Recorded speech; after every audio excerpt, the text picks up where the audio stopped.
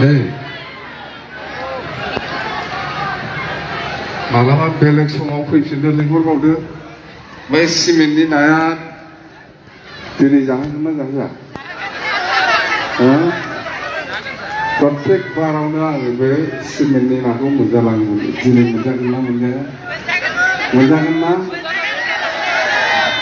बेनो दं होनबालाय बिराद मोजां बे नाया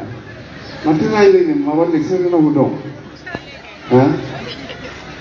माबा लेक्सार होनांगौ दं माबा खोन्थानांगौ दं जोबोद मोजां मोनदों मिनिस्टार बिथांनि दैदेननायाव जितु बर' कसारी वेलफेयार जितु गभर्नमेन्ट सालायगासिनो दङ बेयो बिराद मोजां आरो बिथाङा माखासे समस्यानि खोथाखौ बुंदों बे अट'नमास काउन्सिलखौ सालायनायाव जेरैबादि सरकारनिफ्राय सहयोग मोनबावनांगौ दंमोन बेयो एसे बाखि दंबावो होनना बुंदों आं बुंदों बिथांखौ आंबो जिहेतु बारा गोबाव जायाखै चिफ मिनिस्टार बिथांजों आं रायज्लायगोन नोंथांमोननि समस्याफोरखौ लानानै गामि सोनायनि समस्या जेनेबा रांखान्थि जेनेबा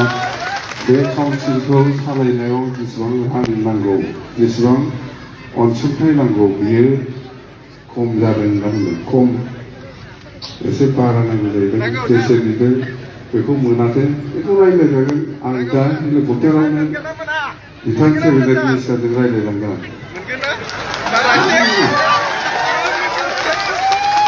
नोंथांमोननि समस्यानि खोथाखौ मिनिस्टारा आंनो खोन्थाखाबाय दा गुवाहाटिसिम सहैनायनि सिगांनो हेलिकप्टार सायावनो थिग खालामलांगोन बे नोंथांमोननि समस्यानि खोथा ओमफ्राय मिनिस्टार बिथाङा बुंदों बै 2020 सानाव 27 जानुवारियाव जितु सुक्ति खालामदोंमोन बड' पिस एकर्ड बे एकर्डनि माबा मोनसेथ' मोननांगौमोन खिन्थु दा बुंबा बोरैबा मोनो खिन्थु हरनांगौ